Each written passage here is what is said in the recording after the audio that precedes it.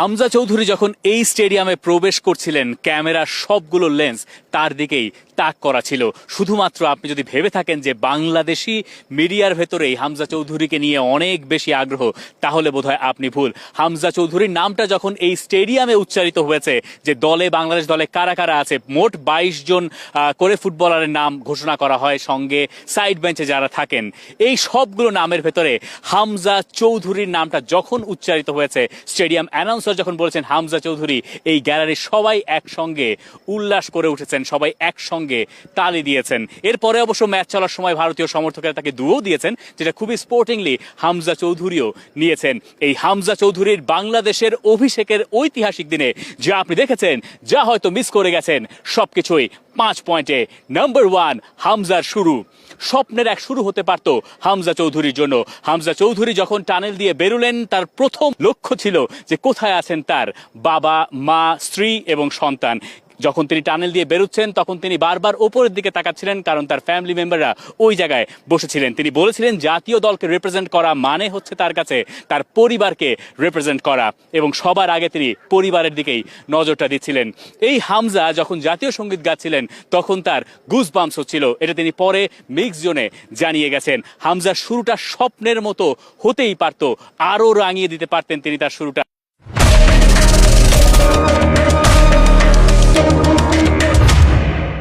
যখন একেবারে kick off থেকে বলটা তার কাছে গেল, তার ওই পাস বাংলাদেশকে একটা গোলের সুযোগ তৈরি করে দিয়েছিল। আপনি চিন্তা করেন, বাংলাদেশের কিক অফের প্ল্যানই ছিল হামজা চৌধুরীকে কেন্দ্র করে। Kick off, first pass Hamza চৌধুরীর লং পাস, সেখান থেকে বিশাল কায়েতের মিস্টেক, সেখান থেকে মুজিবুর রহমান জনি যদি ওই ভুলটা না করতেন, ফাঁকা জালে বলটা যদি প্রবেশ করাতে পারতেন, তাহলে এই শুরুটা হতো স্বপ্নকেও ছাড়িয়ে যাওয়া এক শুরু। সেটা শেষ পর্যন্ত হয় নাই, কিন্তু হামজা চৌধুরীর প্রথম ম্যাচটা মনে রাখার মতোই হয়েছে অনেক দিক থেকে। এবার চলুন আমরা চলে যাই পয়েন্ট নাম্বার 2-তে, যে হামজা সবার চেয়ে আলাদা। বাংলাদেশ যখন ইন্ডিয়ার এগেনস্টে খেলছে, রেফরি তখন কে, এটা নিয়ে অনেক রকম আলোচনা সব সময় থাকে, যে রেফরির ডিসিশনটা আসলে কোথায় যাচ্ছে। এই ধরনের ডার্বি ম্যাচ অনেক সময় 50-50 ডিসিশন রেফরিরা দিয়ে ফেলেন, বা কোনো একটা ডিসিশন হয়তো কোনো একটা দলের পক্ষে চলে যায়, তাই নিয়ে অনেক আলোচনা হয়। এবং আজকে আমরা দেখলাম যে যখন ম্যাচে এরকম কোনো পরিস্থিতি তৈরি হয়েছে যে বাংলাদেশের পক্ষে রায়টা যায় নাই, হামজা চৌধুরী সবার আগে রেফরির সঙ্গে গিয়ে কথা বললেন, এবং রেফরি তার কথা মনোযোগ দিয়ে শুনতেও থাকলেন। এর আগে আমরা বহুবার দেখেছি যে বাংলাদেশের ফুটবলাররা কোনো কমপ্লেইন রেফরির কাছে করতে গেলে সাধারণত সেটা খুব একটা গ্রাহ্য করা হয় না। আপনি কি মনে করেন যে রেফরি পড়াশোনা করে আসেন নাই? রেফরি জানেন যে এখানে একজন ফুটবলার খেলছেন যিনি প্রিমিয়ার লিগে খেলেন, যিনি এই মুহূর্তে চ্যাম্পিয়নশিপে আছেন, এবং তার স্ট্যাচার সম্পর্কে খুব ভালো মতো ধারণা নিয়েই রেফরিরা মাঠে আসেন। যে কারণে লিওনেল মেসি আসলে তার ক্যারিয়ারে কম কার্ড দেখেছেন, ঠিক একই রকম সুবিধা হয়তো এখন থেকে বাংলাদেশ দল পেতে পারে। হামজা চৌধুরী তার ওই লিডারশিপ মেন্টালিটিটা যদি বারবার বজায় রাখেন। যদিও ম্যাচ শেষে তিনি আবার বলছেন যে তিনি চান না রেফরিদের সঙ্গে এত মারতে, কিন্তু যখন তাকে মারতে হয়েছে, বাধ্য তিনি হয়েছেন, তখন গিয়ে তিনি তার প্রতিবাদটুকু জানিয়েছেন।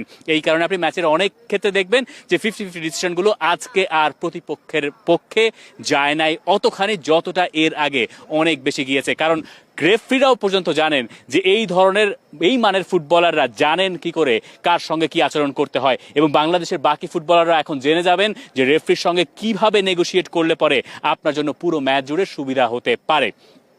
আজকে ম্যাচে আমরা অন্যান্য প্লেয়ারদেরকে রেফরির সঙ্গে অত বেশি কথা বলতে দেখি নাই যতখানি আমরা হামজা চৌধুরীকে দেখেছি। Number 3, the shoulder two shoulder premier league challenge, এটাই হওয়া উচিত নাম্বার 3। যখন লিস্টন কোলাসোর সঙ্গে সেকেন্ড হাফে মাঠের ঠিক এই জায়গাটাতে, আমার পেছনের এই জায়গাটাতে একটা ব্যাটেল হচ্ছিল, যখন লিস্টন ওই বলটা নেওয়ার জন্য যাচ্ছিলেন, তখন ওই জায়গায় হামজা চৌধুরী গিয়ে শোল্ডার টু শোল্ডার চ্যালেঞ্জ করলেন। ওই ছবিটা আপনি নিশ্চয়ই দেখেছেন, ওই মুহূর্তগুলো আপনি বারবার ভিডিওতেও দেখতে চাইবেন। লিস্টন কোলাসো আরেক দিকে গিয়ে ছিটকে পড়েছেন।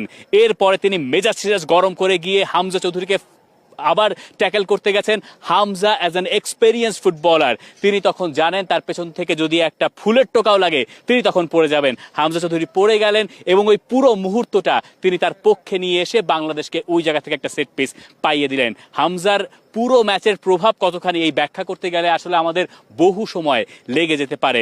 হামজা চৌধুরীর ওই মুহূর্তটা হামজা চৌধুরীর ডেবিউতে সম্ভবত অন্যতম রঙিন মুহূর্ত, যে কথাগুলো সামনের দিনগুলোয় অনেকবার বলা হবে। এবার আসুন আমরা যদি যাই হামজার এই প্রিমিয়ার লিগ ট্যাকেল ম্যাচে তিনি কতগুলো করেছেন। বেশ কিছু জায়গায় হামজা ইন্টারসেপশন করেছেন, সেটা কখনো সুনীল ছেত্রীকে তিনি আটকে দিয়েছেন, সেটা কখনো লিস্টন কোলাসো, সেটা কখনো উদান্তা, এবং তিনি কয়েক রকম ফরমেশনে খেলে তিনি দেখিয়েছেন বিভিন্ন পজিশনে যে কি করতে হবে। এই হামজাকেই সম্ভবত বাংলাদেশ দল আরো ডাইনামিক ওয়েতে কাজে লাগাতে চাইবে, যেটা আমরা আজকের ম্যাচে দেখলাম। এবং তার ওই প্রিমিয়ার লিগ স্টাইলগুলো, আপনি তার ইন্টারসেপশন যখন দেখবেন, তার ট্যাকেলগুলো যখন দেখবেন, তখন আপনি দেখবেন যে তার সঙ্গে সাউথ এশিয়া অথবা এশিয়ার একটা বিস্তর ফারাক আছে। এবার চলুন আমরা যাই নাম্বার 4, হামজা ট্যাকটিক্যালি হামজা চৌধুরীকে কি করে কাজে লাগানো হলো। আজকে প্রথমে তিনি রাইট সেন্টার মিডফিল্ডে শুরু করলেন, যেটাকে আপনি বলতে পারেন বাংলাদেশের ফরমেশন যদি আপনি 4-2-3-1 ধরে নেন তাহলে ডাবল পিভটের একজন তিনি, যার লক্ষ্যটা ছিল রাইট সাইডেড রাইট ব্যাকের সঙ্গে তাকে আরেকটু সাপোর্ট দেওয়া। যেহেতু ওখানে লিস্টন কোলাসো ছিলেন, শাকিল আহাদ তপু প্রথমে রাইট ব্যাকে শুরু করলেন এবং যেখানে হামজা চৌধুরী অনেকবার কভার করার চেষ্টা করেছেন এবং কভার করেছেন। পরে গিয়ে যখন তপু বর্মন ইনজুর্ড হয়ে গেলেন, শাকিল আহাদ তপুকে সেন্টার ব্যাকে শিফট করতে হলো, রহমত মিয়া চলে গেলেন ওই জায়গায়, তখন তার উপরে অর্থাৎ হামজা চৌধুরীর উপর দায়িত্ব পড়লো ওই জায়গায় আরও বেশি কভার আপ করার। সেই কাজটুকু তিনি বেশ কভার করেছেন। কখনো কখনো আমরা তাকে দেখেছি সেন্টার ব্যাক রোলে খেলতে, কখনো কখনো আমরা দেখেছি বাংলাদেশ যখন নিচ থেকে খেলা বিল্ড আপ করার চেষ্টা করছিল, হয়তো সেগুলোর কোনোটাই কাজে লাগে নাই এবং সেগুলো হয়তো শুধুমাত্র নিচ থেকে খেলা বিল্ড আপ করার কারণেই বা জন্যই করা হচ্ছিল কখনো কখনো, যেহেতু সেগুলো কাজে লাগে নাই।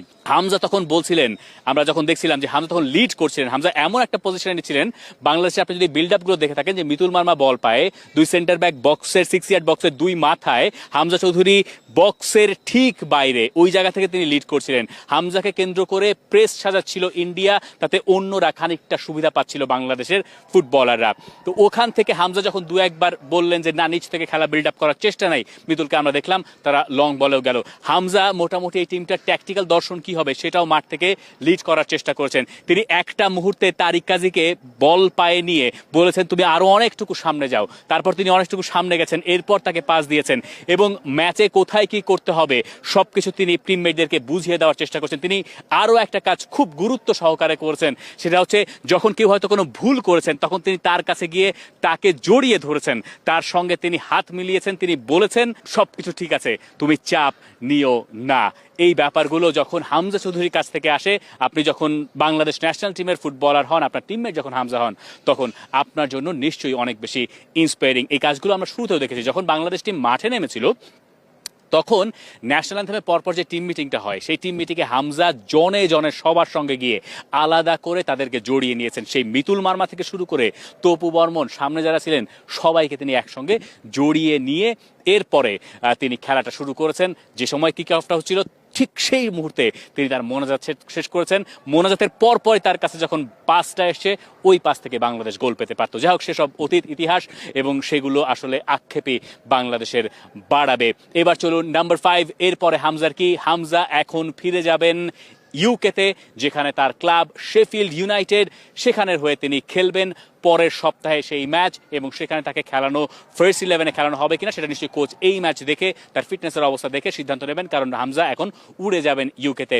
বাংলাদেশ দল যখন বাংলাদেশের পথে রওনা হবে তখন হামজা চৌধুরী চলে যাবেন তার ইংল্যান্ডে তার ক্লাবের কাছে, এবং বাংলাদেশ জাতীয় দলে তিনি আবার ফেরত আসবেন জুনে বাংলাদেশের পরবর্তী ম্যাচ।